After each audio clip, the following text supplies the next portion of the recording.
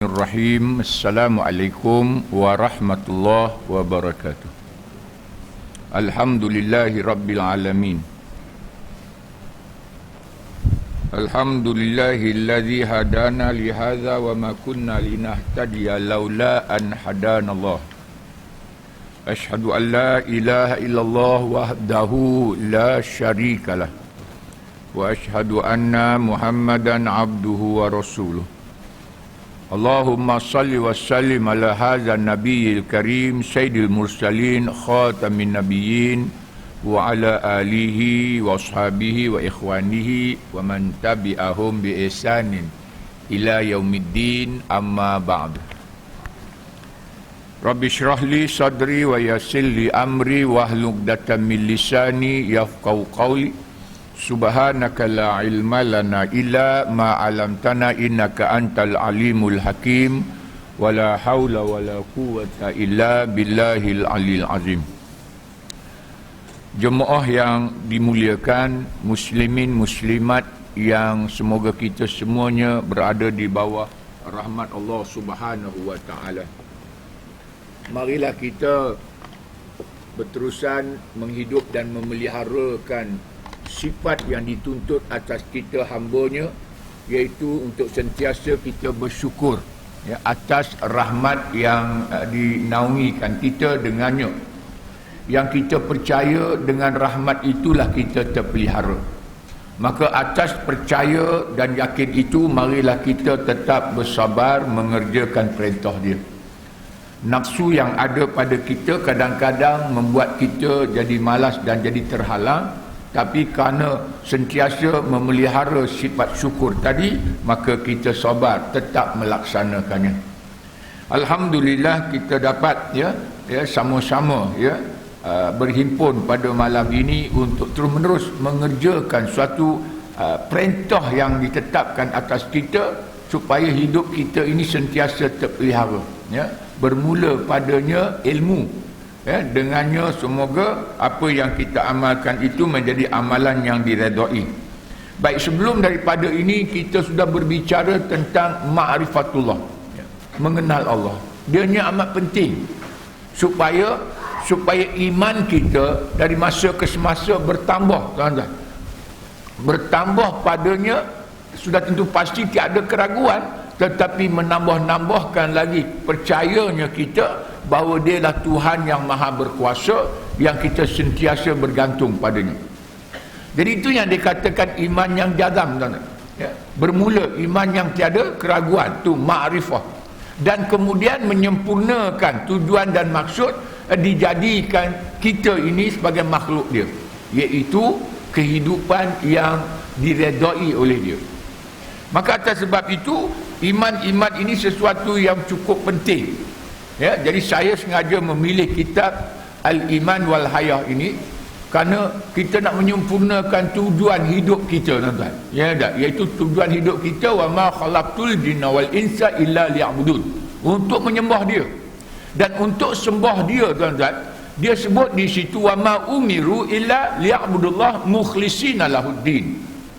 Dan dalam hadapan di satu hadis disebut di sana, innallaha ta'ala la yuqbalu minal amali illa ma kanu bihi khalisan.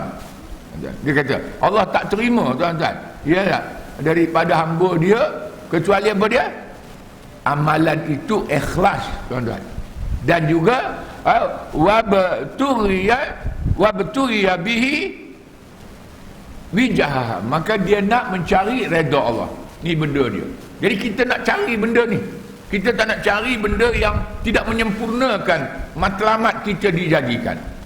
Jadi ini satu yang kita perlu pertegaskan setiap masa. Contohnya kita ni, tuan-tuan, berhimpun ini. Kita nak menyempurnakan sesuatu yang lebih tinggi. Kalau kita nak ilmu, tuan-tuan, okey, tak apa. Tetapi ilmu tadi yang lebih penting ialah disempurnakan.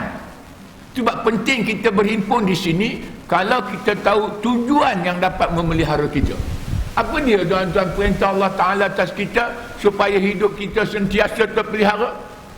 Setelah kita kenal Allah, maka kita kena tahu bahawa Allah dah susun hidup kita ni supaya kita selamat belaka.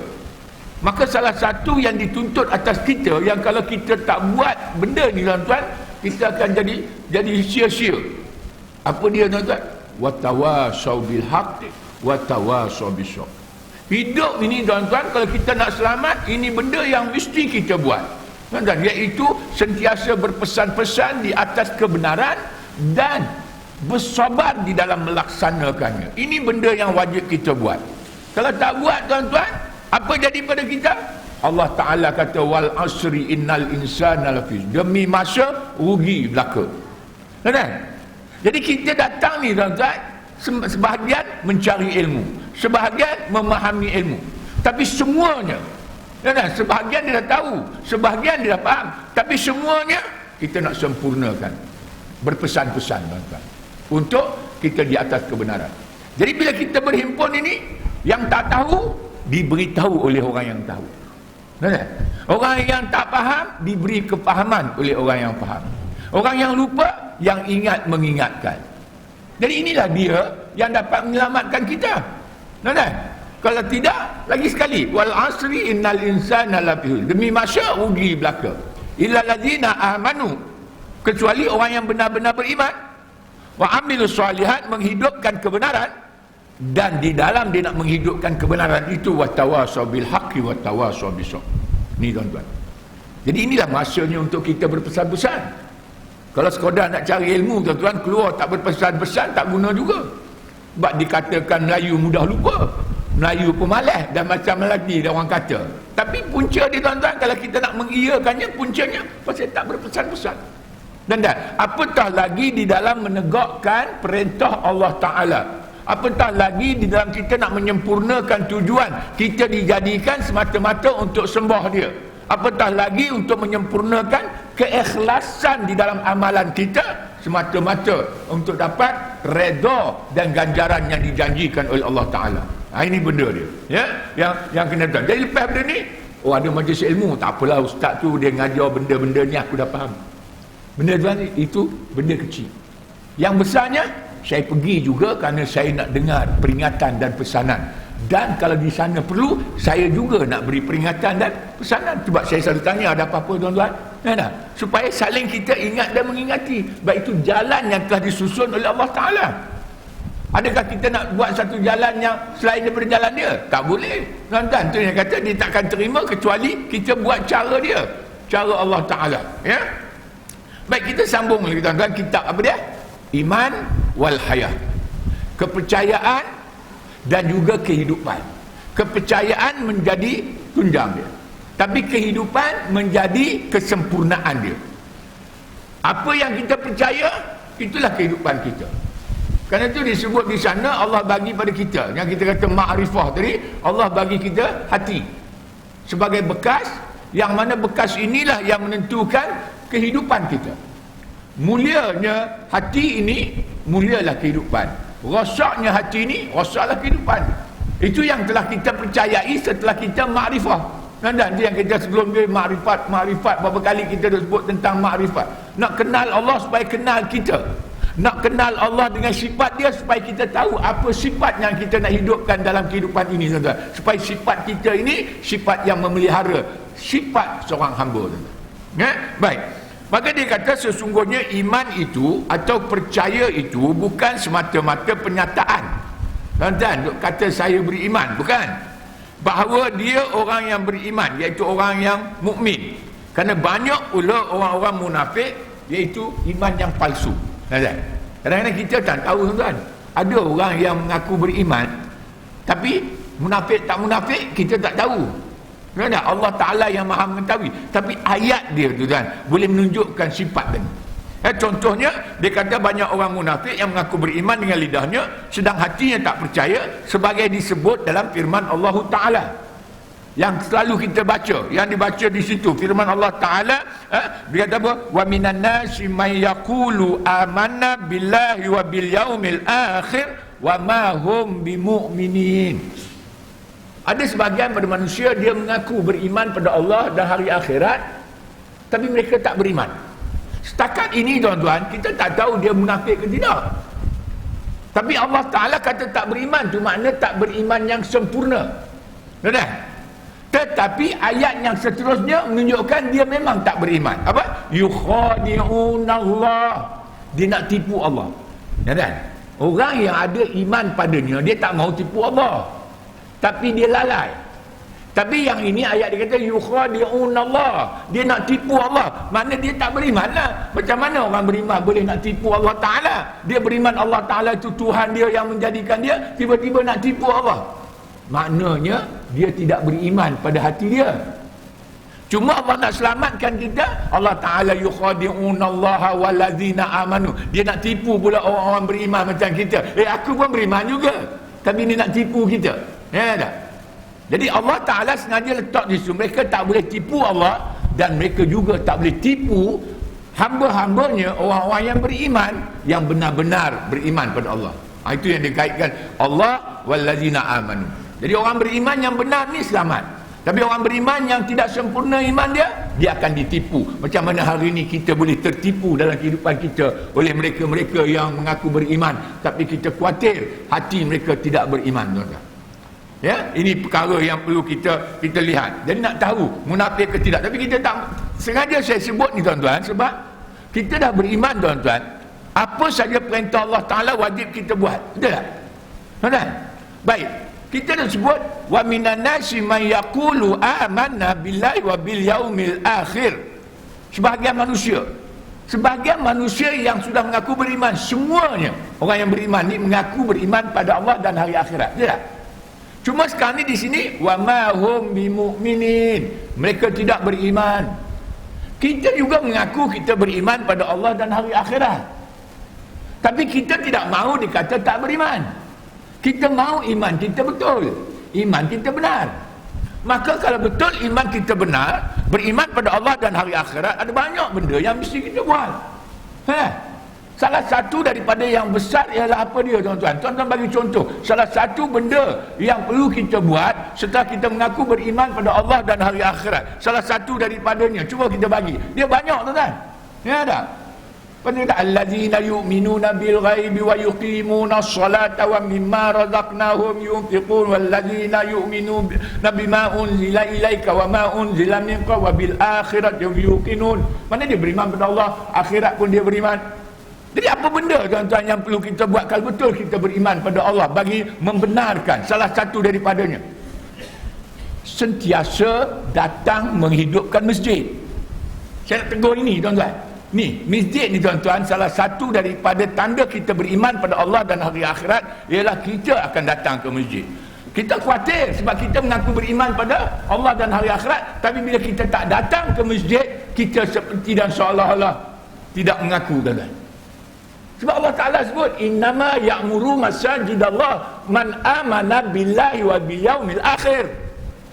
Yang akan menghidupkan masjid ini tak ada golongan lain kecuali mereka yang beriman pada Allah dan hari akhirat. Kita kata kita beriman pada Allah dan hari akhirat. Ayat tadi dia kata wa ma hum bimu'minin, mereka tak beriman. Tapi dia kemudian dia kata yukhadi'unallah, tadi mana munafik. Kita tidak mahu je. Kita bukan munafik sebab kita bukan nak tipu Allah. Tapi kita juga tak mahu tergolong dalam golongan orang yang fasik, orang yang zalim. Jadi kita kena sempurnakan perintah Allah. Allah dah kata orang yang beriman pada Allah dan hari akhirat, tanda dia beriman betul, dia datang ke masjid. Betul?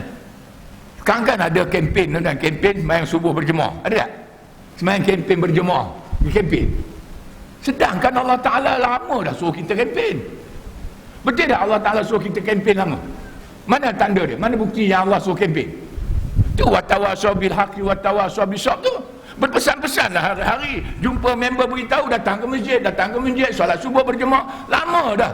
Sejak Nabi datang membawa panduan Allah Ta'ala, sejak itu dah disuruh kita berkempen. Cuma kempen yang saya maksudkan ialah Allah suruh kita, orang beriman tadi, berpesan-pesan.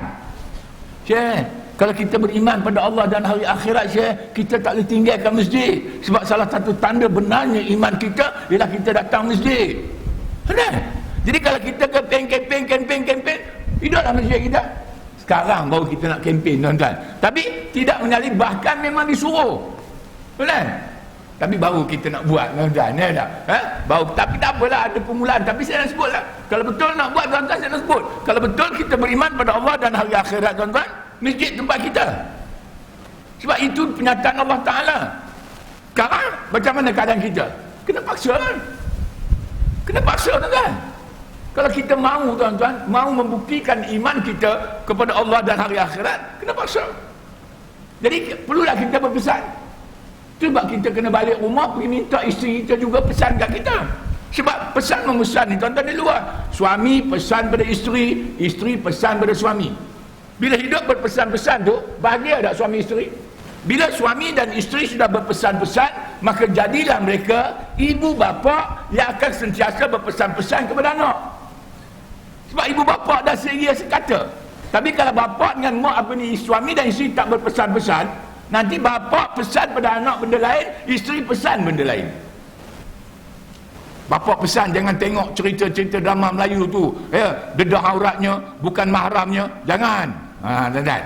Mak pula pesan lain. Koma jangan, bila bapa ada jangan tengok, bapa tak ada tengok. Lain jadi, tuan-tuan. Tak?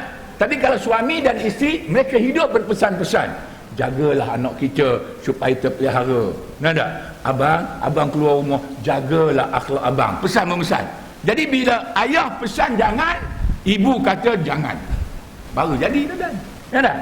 Jadi balik pada tadi, kita nak pesan memesan masjid ni. Lepas ni jumpa kawan-kawan saya, mari kita ke masjid. Pasal apa je? Sebab Allah yang Ta'ala yang suruh.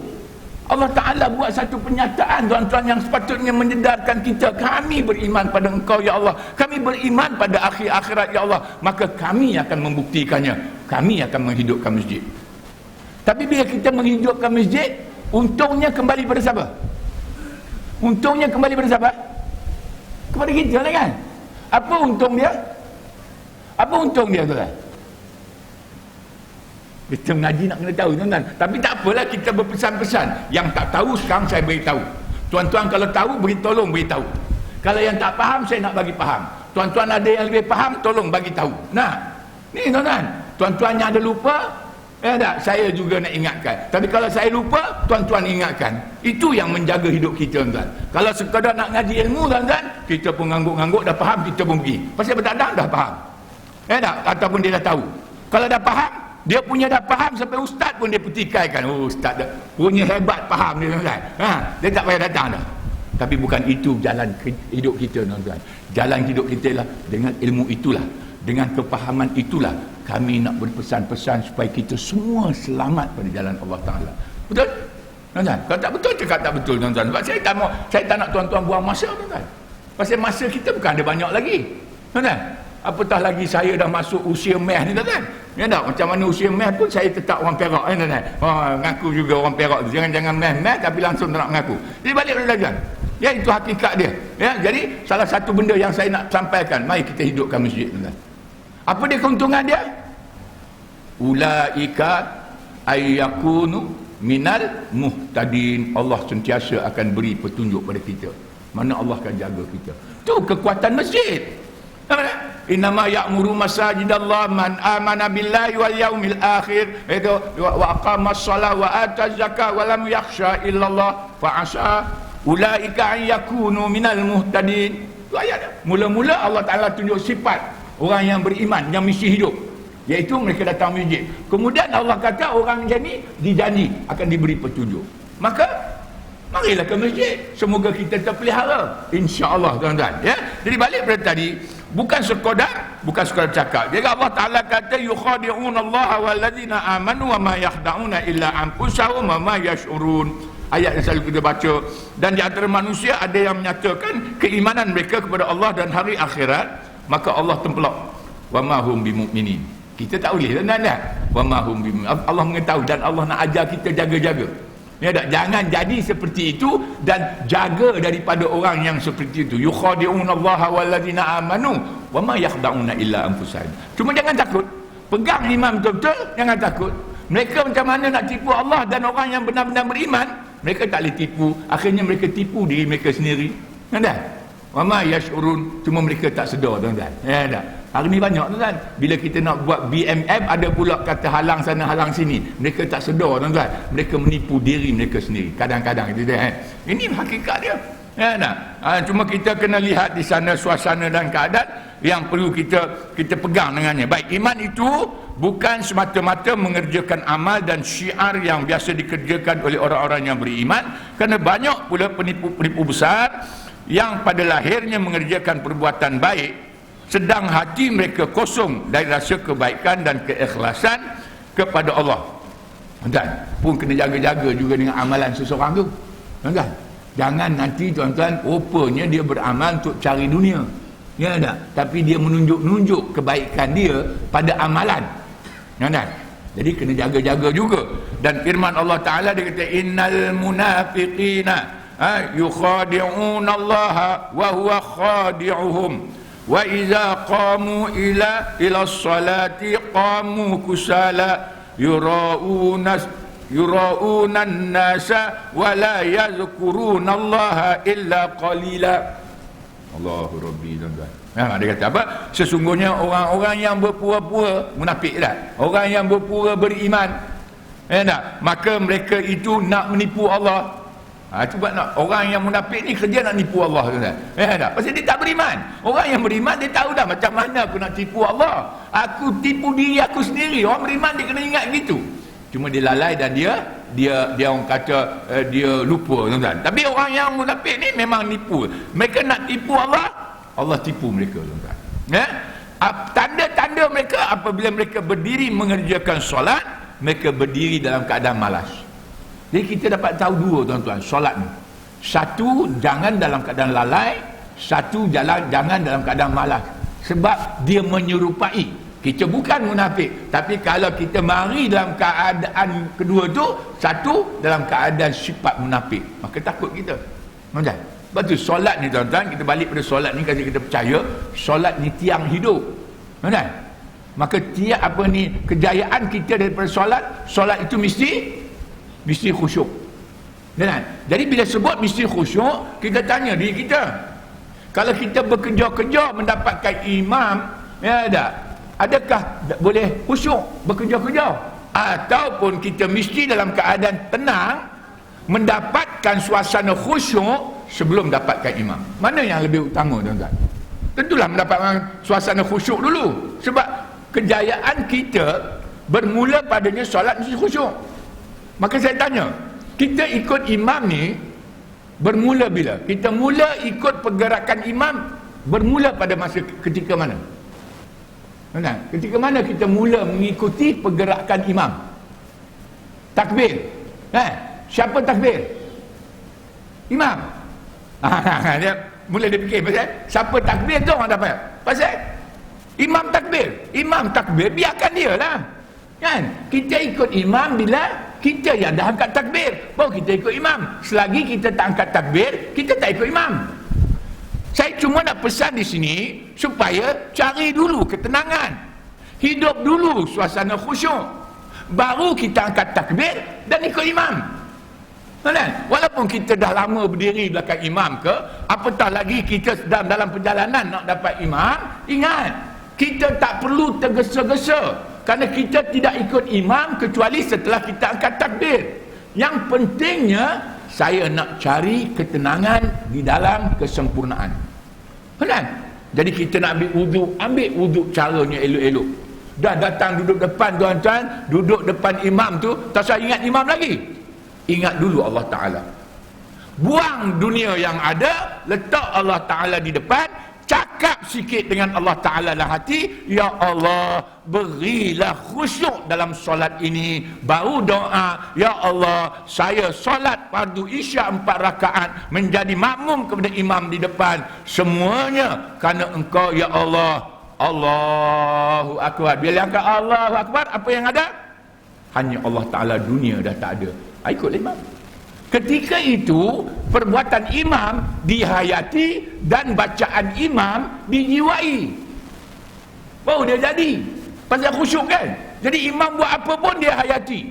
Kalau bacaan sir dijiwai, kalau bacaan jahar dihayati, kalau bacaan sir dia menjiwai. Itu khusyuk. Pasal solat ini sedang bermunajat. Bermunajat ni tuan-tuan bukan sekadar bercakap, tetapi meluahkan hati yang penuh dengan keimanan pada Allah Ta'ala. Itu munajat. Benar? Bukan sekadar bercakap, tapi meluahkan. Ya Allah, dengarkanlah luahan hati yang penuh dengan keimanan yang sempurna bahawa tiada Tuhan melainkan Engkau yang akan kami sembah dalam kehidupan ini. Maka dia mula baca Allahu Akbar kabira walhamdulillahi kasira wa subhanallahi bukratan wa asila. Siang, malam, pagi, petang kami kira mensucikan Engkau dalam amalan kami. Benar? Dia sedang bercakap meluahkan hati. Itu khusyuk. Tapi kalau kusala, malas. Kalau ansar dan sahur, lalai. Habis tuan-tuan. Jadi lepas pada ni tuan-tuan, ya tak? Kalau kita nak betul-betul berdiri belakang imam, imam akan takbir, kita nak akan takbir, datang awal. Diri belakang dia, sempurnakan diri kita. Suasana itu kita siapkan untuk dapat khusyuk tadi. Jangan kejar-kejar, jangan tergesa-gesa. Ini perlu kita buangkan sebab kita dah terbiasa tuan-tuan. Sebab solat ini penting, sebab dia menjadi tunjang ataupun dia menjadi tiang kepada kehidupan kita. Pasal kita sedang berbicara tentang hidup, tuan-tuan. Pasal solat ni tuan-tuan, gambaran dia luas. Mula-mula Allah kata waqimis solata li zikri. Kamu dirilah solat supaya kamu sentiasa mengingati Allah. Kalau kita ngaji, maknanya nak menghidupkan Allah di sini. Mana nak menjiwai Allah Ta'ala. Nak menjiwai dia. Kita hayati, kemudian kita menjiwai. Bila jiwai, maka Allah hidup di sini, maka kita akan dengar taat pada dia. Untuk menjiwai, untuk Allah hidup di hati, maka kena khusyuk. Khusyuk itu menjadi syarat yang utama untuk kita menjiwai Allah, supaya semua perbuatan, semua bacaan dihayati dan dijiwai. Kalau kamu dah khusyuk, maka selesai kamu solat. Pasal kata qad aflahal mu'minuna allazina hum fi salatihim khashi'un. Bermula kemenangan. Kemenangan ni seluruh kehidupan kamu. Orang yang beriman ini, dia akan mendapat kemenangan dan juga kejayaan bermula. Start dia, solat dia khusyuk. Pasal bila dah khusyuk, fa iza qadaitumus salat fazkurullaha qiyaman wa qu'udan wa ala junubikum. Selesai solat, hati dia yang sudah menjiwai Allah Ta'ala, dalam keadaan apa pun dia ingat Allah. Bila ingat Allah, kita akan sembah Allah. Betul? Maka bila kita sembah Allah, jadilah solat itu mencapai tujuan dan matlamat. Inna salata tanha anil fahsya' wal munkar. Selesai. Itu gambaran solat. Tuan-tuan, jangan ambil suruh solat je. Maka ambil solat je tuan-tuan, kita lalai, kita malas. Jadi kena ambil gambaran yang sepenuhnya supaya kita lihat tuan-tuan kehebatan perbuatan solat itu kepada kehidupan kita, insya-Allah. Ya, jadi jangan. Jadi kita duduk datang solat dalam keadaan malas, sebab itu ciri-ciri orang yang munafik tadi. Mereka berdiri dengan malas, mereka riak, iaitu sombong kepada manusia dan tidak mengingati Allah kecuali hanya sedikit. Itu kan. Bila dah itu, maka Allah Ta'ala qalilan ma tashkurun, hanya sedikit yang bersyukur. Sebab nak bersyukur pada Allah ni kena sentiasa ingat Allah. Bukan boleh sikit-sikit ingat Allah, sikit ingat Allah, maka sikitlah tuan-tuan perbuatan kita yang kembali pada Allah, akhirnya kita akan lalai sepenuhnya. Kemudian daripadanya disebut apa dah? Bukan pula iman itu semata-mata mengetahui erti dan hakikat iman. Kerana banyak juga orang yang mengetahui hakikat iman ini. Hakikat apa? Kebenaran. Dan kita pasal guna bahasa Arab belaka. Tapi bukan iman itu semata-mata mengetahui erti dan kebenaran. Kerana banyak juga orang yang mengetahui kebenaran, padahal mereka tidak sebenarnya beriman. Sebagaimana disebut dalam firman Allah Ta'ala. Dia kata apa? Wajahadu biha wastabqattaha anfusuhum zulman wa ghulur. Mereka menyangkal, iaitu mereka membantah keterangan Allah kerana dengki dan juga sombong, padahal hati mereka sendiri meyakininya. Tuan-tuan, melawan tuan-tuan nafsu. Tuan-tuan, kalau aku membenarkan keyakinan aku tak dapat dunia. Jadi dia mendustakannya dia meyakini. Tuan-tuan, ini hakikat sebahagian daripada manusia, tuan-tuan. Jadi iman-iman ni, tuan-tuan, dia bukan sekadar begitu, tetapi akhirnya iman itu ialah sesuatu yang disempurnakan pada jalan yang telah ditentukan oleh Allah Ta'ala. Lagi sekali, tuan-tuan, gambaran dia tu kena sempurna. Sebab Islam ni, tuan-tuan, kalau kita ambil daripada Quran dan Sunnah, gambaran dia cukup hebat. Kalau kita dah bentangkan gambaran yang cukup hebat, sesiapa pun yang ambil daripada gambar itu, apa saja yang dia ambil pada gambar itu, mesti keagungan dan kemuliaan Allah Ta'ala. Pasal gambaran tadi. Cuma hari ini gambaran kita apa? Gambaran kita gambaran yang palsu, gambaran yang tak betul. Umat Islam berkelahi, umat Islam buat kerja-kerja yang menyalahi. Jadi gambaran tadi, bila manusia mengambil pada gambaran yang salah tadi, maka apa yang keluar ialah benda yang salah, yang tidak benar pada Islam. Jadi kena bentuk. Kita bermula padanya balik iman, apa dia bentuk iman, tuan-tuan? Bila sebut dia iman percaya-percaya ni, maka Allah Ta'ala dia sebut, kan tak? Banyak kita nak. Bila sebut iman, ittaqullah. Kan? Mana kalau kamu benar-benar beriman, maka bertakwalah kamu pada Allah Ta'ala, iaitu tunduk dan patuh kepada Allah. Nak tunduk dan patuh pada Allah dengan sifat. Akhlak ini terbentuk dengan sifat.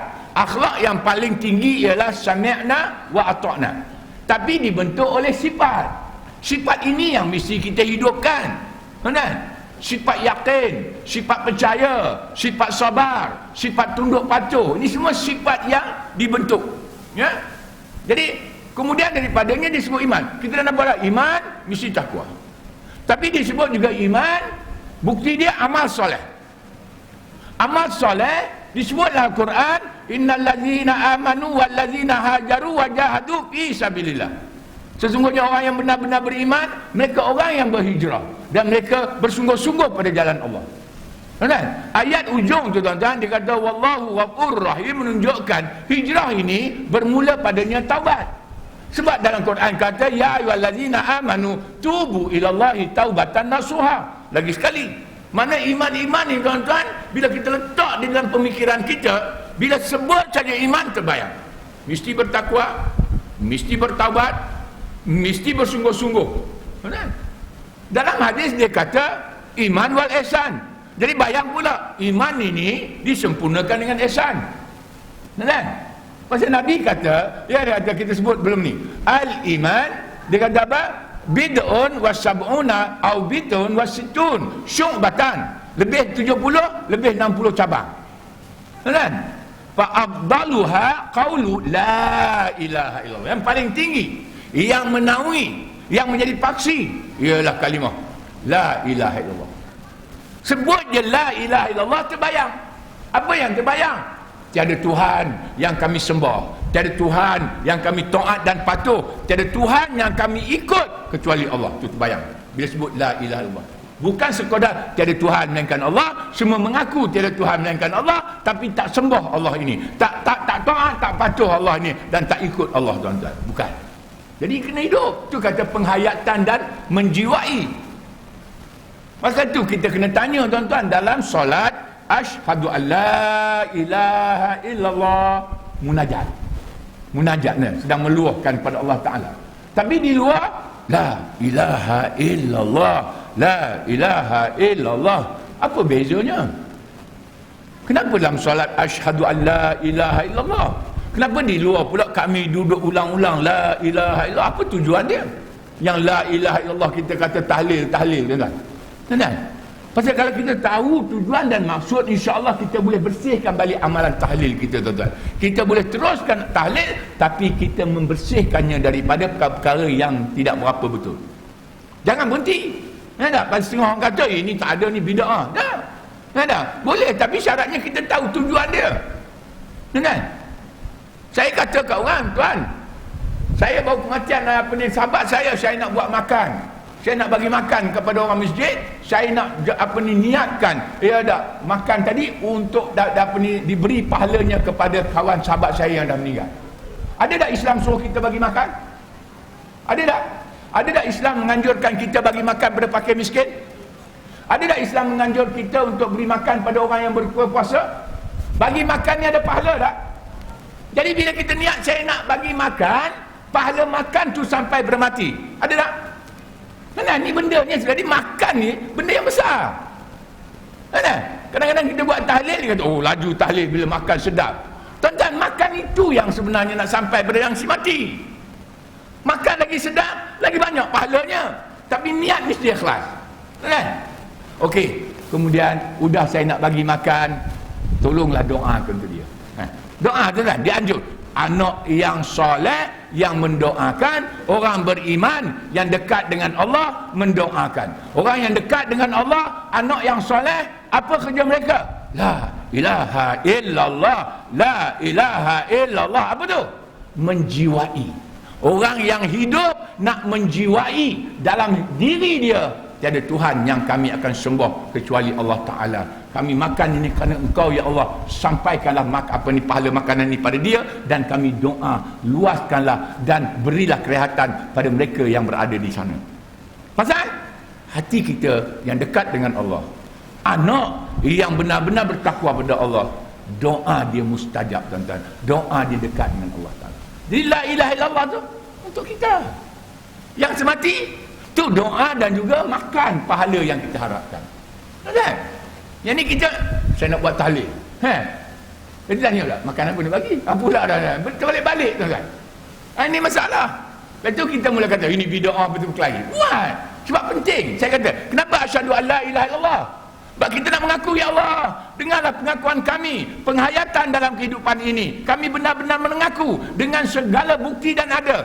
Kami jadi saksi. Tiada Tuhan yang kami sembah, kami ikut, kami taati, kami patuhi kecuali Engkau ya Allah. Dengarlah pengakuan kami. Tak cukup dengan pengakuan tadi, di luar kami mula bertahlil la ilaha illallah, supaya benda itu dijiwai tuan-tuan. Itu beza dia. Sebab dalam hidup ni tuan-tuan, dia ada dua, mesti menghayati kemudian dijiwai. Orang yang menghayati wajib akhirnya dia akan menjiwainya. Tapi kalau kita sambil apa? Tak dapat. Solat, hayatilah. Ni mengaji, hayatilah. Kalau tuan-tuan kita tanya orang yang tahfiz tuan-tuan, mengaji tahfiz ni, guru-guru dia akan pastikan bila budak-budak tahfiz ini, bila dia baca, disuruh dia menghayati setiap huruf dan juga baris. Dia pun ulang dalam keadaan menghayati huruf dan baris. Bila dia dah menghayati, akhirnya dia menjiwai. Bila dah jiwai, tutup saja Quran, dia boleh baca. Sebab sudah ada di sini. Dan tuan-tuan kalau tidak pun boleh. Tapi syaratnya kena menghayatilah. Tabarakalladzi biyadihil mulk. Bacalah ulang-ulang, tapi mesti hayati. Akhirnya tak percaya pergi tengok perempuan-perempuan kita kan. Dia tengok cerita Hindustan. Tak faham pun bahasa Hindustan pun. Dia punya tengok jalan cerita tuan-tuan, dia menghayati. Dia menghayati jalan cerita, akhir-akhirnya dia menjiwai. Bila dia dah menjiwai tuan-tuan, sedih sikit je dia menangis tuan-tuan. Heran kita tuan-tuan. Padahal bukan faham bahasa orang Hindustan tu, tapi pasal dia menghayati jalan cerita, akhirnya dia menjiwai. Dia terasa sedih tuan-tuan. Macam tu juga lagu-lagu Hindustan. Bukan dia tahu, tapi dia dengar, dia menghayati. Oh, sedap bunyi dia. Sedap bunyi. Dia pun menghayati bunyi itu. Akhirnya dia jiwai. Akhirnya dia menyanyi. Sebiji macam orang Hindustan. Itu jalan ni tuan-tuan. Penghayatan dan juga akhirnya menjiwai. Itu yang mesti kita buat. Apatah lagi kita dengan Allah Ta'ala menghayati segala kalimah kebenaran dan akhirnya insya-Allah menjiwai. Ini dah masuk waktu kan? Okey. Bila dengar tuan-tuan, apa perlu kita buat? Setiap kalimah yang dilakukan, tolong hayati. Jawab untuk dijiwai. Maka dekat kita dengan khusyuk ketika solat. Akhir di acara besok, syafaat pada Nabi. Tapi kalau sambil lewa, boleh dapat? Boleh dapat tak kalau sambil lewa? Ya, kalau sambil lewa pun tak dapat, orang azan kita sembang di belakang lagi tak dapat tuan-tuan. Maka kena pesan-pesanlah. Bila azannya, pesan. Mari kita menghayatinya, mari kita menjiwainya. Allah dekatkan kita dengan khusyuk. Dapat khusyuk solat, selamatlah hidup kita insya-Allah. Jadi azan ya, dan kita hayati dan kita dah jiwai insya-Allah.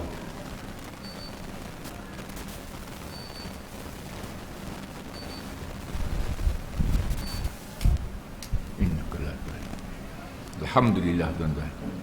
Bila kita menjiwai tuan-tuan, ya, bila kita dengar Allahu Akbar, kita menghayatinya. timbul dalam pemikiran kita akan segala keagungan dan kebesaran sifat-sifat Allah Ta'ala. Kalau timbul tu tuan-tuan, hati kita tiba-tiba jantung dia berubah dengan ubatan. Macam rasa takut dan juga harap. Ini benda, tapi kita belum sembang tuan-tuan. Tapi itulah dia keadaan orang yang dah dapat. Kita, tuan-tuan saya tak tahu, belum lagi. Tapi paksalah.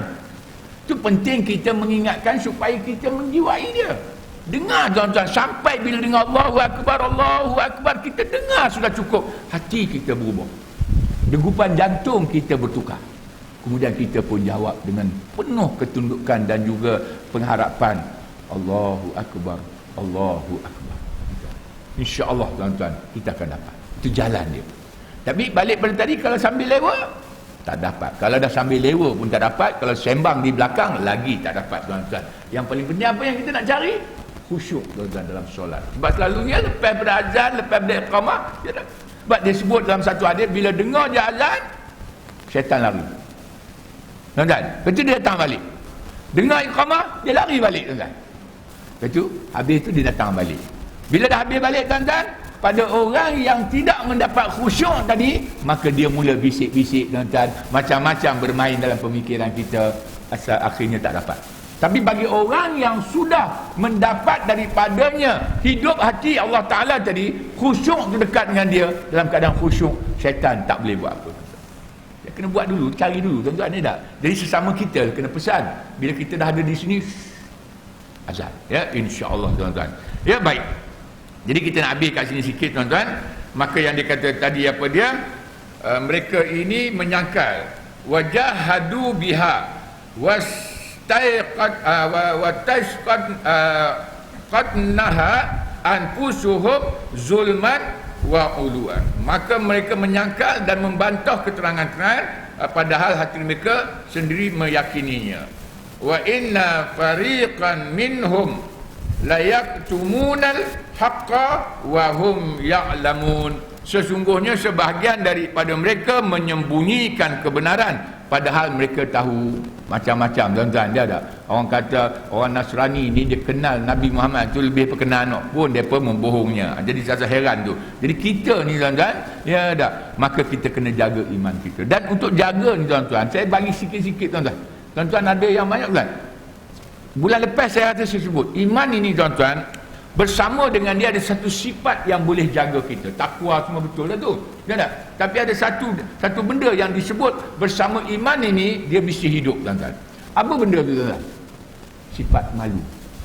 Yang kata, pasal Nabi kata apa ni, afdaluha, apa dia, qaulul la ilaha illallah wa adnaha, apa ni, imatatul adza anit tariq. Maka ni apa kata, apa ni, syu'batan ni, apa ni, al haya'u syu'batan minal iman.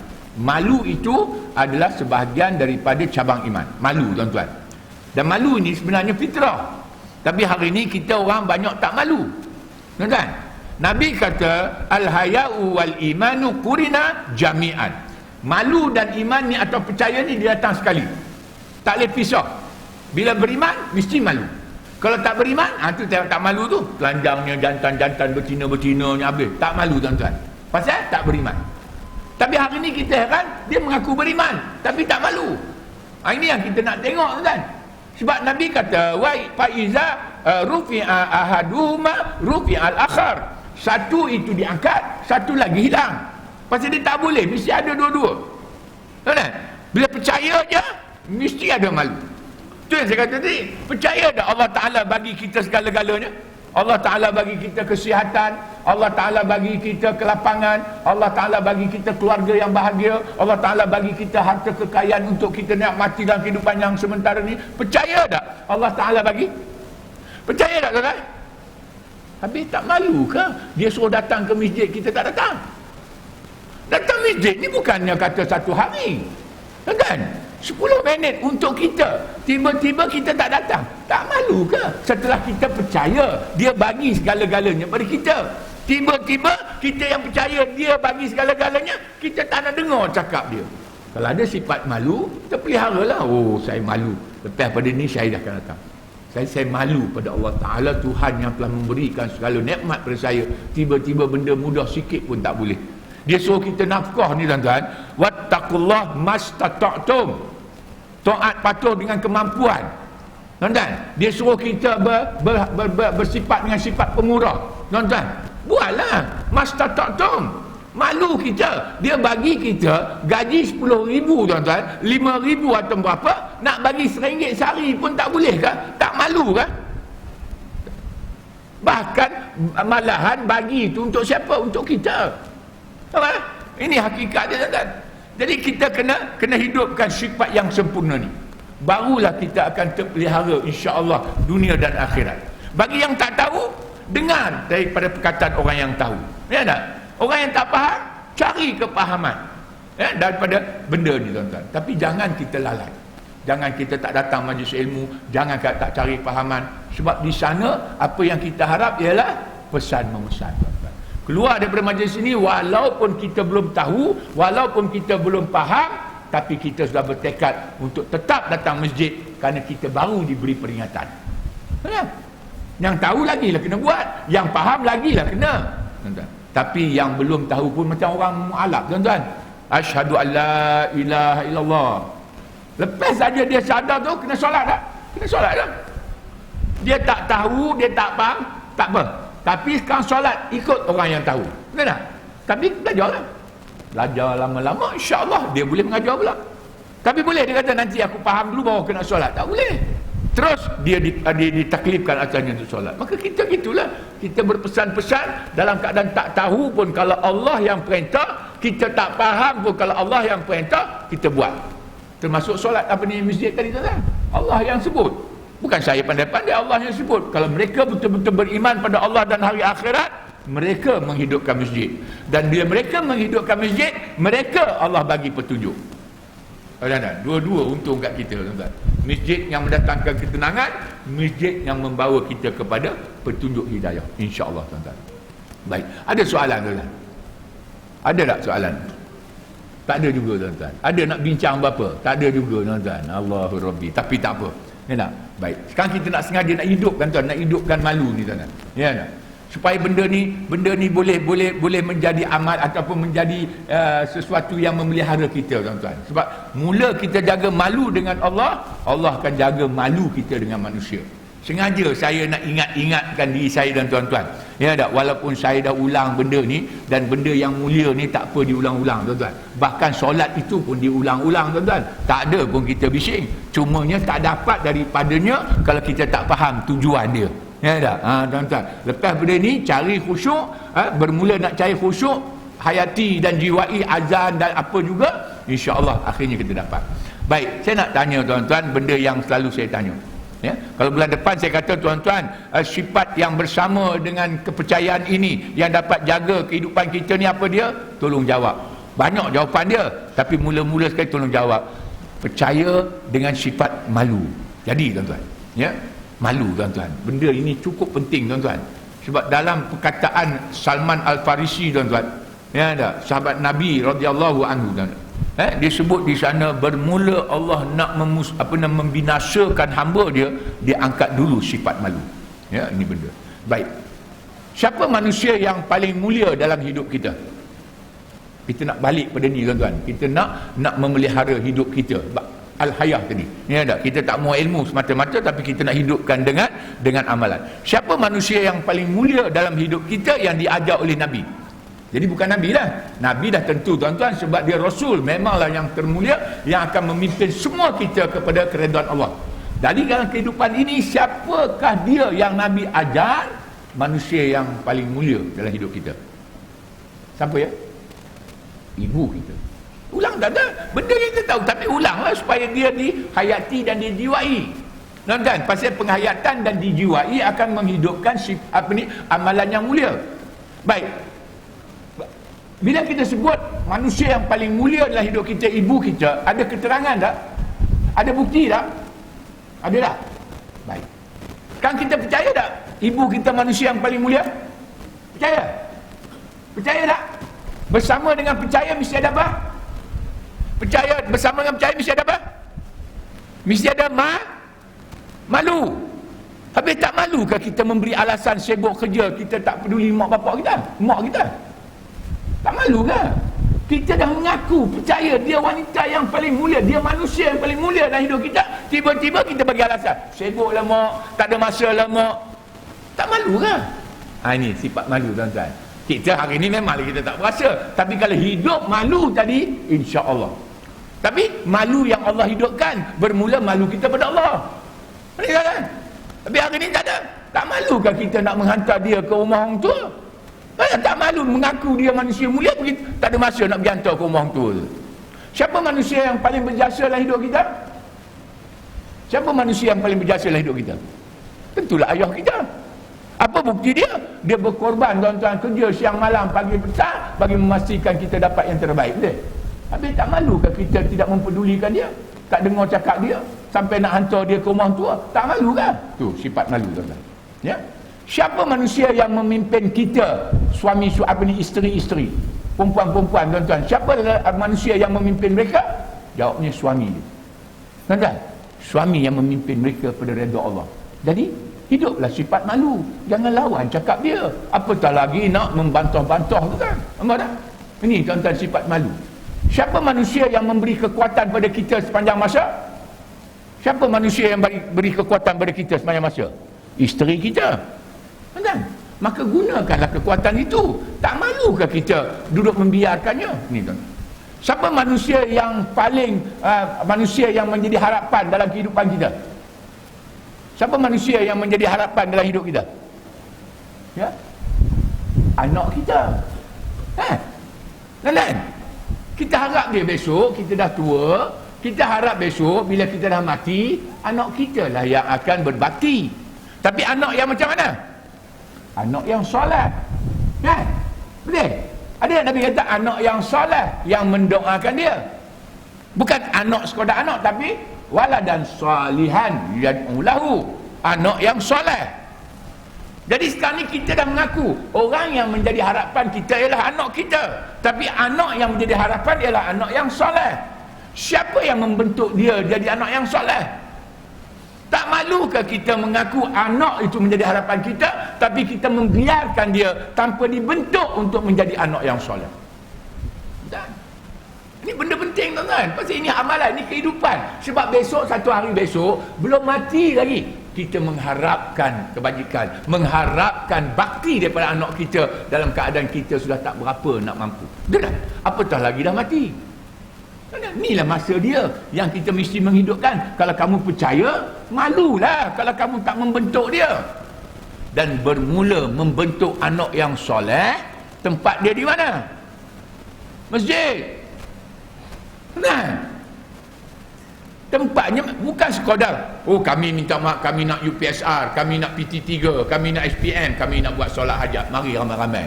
Lepas tu tak datang pula. Benar? Bukan itu cara dia. Anak yang soleh dia tetap di masjid. Maka sudah hati yang mula terdidik tuan-tuan, maka bila nak apa saja dia minta pada Allah Ta'ala, reksa ke apa ke, solat hajat minta kepada Allah Ta'ala. Maka ujung dia jadilah dia anak yang kita harapkan dunia dan juga selepas kita mati, insya-Allah. Benda-benda macam ni tuan-tuan. Dan akhirnya ada banyak lagi tuan-tuan, tapi saya nak letak sini dulu supaya jangan kita abaikan mak bapak kita. Itu cukup penting. Jangan kita lawan cakap pemimpin kita, iaitu suami kita. Jangan kita biarkan isteri kita tanpa mengambil kekuatan daripada dia. Dan jangan kita biarkan anak yang satu ketika nanti menjadi harapan kita ketika kita hidup dan sesudah kita mati. Peliharalah benda itu. Jadi insya-Allah tuan-tuan, sekadar ada manfaat. Tapi lagi sekali, dalam Islam ni semua perlu disempurnakan. Kerana itu kita kena berpesan-pesan. Apa yang kurang pada kita diperlengkapkan oleh saudara-saudara kita, ya, di dalam kehidupan ini. Pesan-pesan di atas kebenaran dan tetap sabar mengerjakannya, insya-Allah. A'udzubillahi minasyaitonirrajim. Bismillahirrahmanirrahim. Alhamdulillahirabbil alamin wassalatu wassalamu ala asyrafil anbiya wal mursalin wa ala alihi washabbihi ajmain. Allahumma faqihna fid din, ya Allah ya Tuhan kami, berilah kami benar-benar faham tentang kehidupan yang sementara ini. Wa alimna ta'wil, berilah kami kepandaian dan kebijaksanaan untuk mengambil kebenaran dan kemuliaan menjadi amalan-amalan kami. Wahdina ila siratal mustaqim, dan Engkau Tuhan yang menguasai kami, Engkau pimpinlah kami pada jalan-jalan kemuliaan dan kebenaran yang Engkau telah sediakan bagi kami. Engkau tolonglah kami ya Allah, untuk kami menguasai hidup ini, untuk kami menundukkan keinginan-keinginan kami. Engkau hidupkanlah sifat malu pada kami. Kami berjanji untuk mengerjakan apa yang Engkau sukai dan apa yang Engkau redai, dan kami juga berjanji meninggalkan segala sesuatu yang Engkau benci, apatah lagi yang Engkau murkai. Mustajabkanlah doa-doa kami ya Allah, perkenankanlah permintaan-permintaan kami ya Allah, dan himpunlah kami dalam himpunan hamba-hamba yang dimuliakan untuk diganjarkan dengan segala apa yang telah dijanjikan.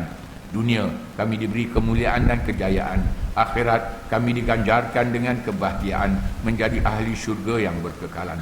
Wassallallahu ala Muhammadin nabiyil karim, walhamdulillahi rabbil alamin. Aqulu qawli hadza wa astaghfirullahal azim li wa lakum. Assalamualaikum warahmatullahi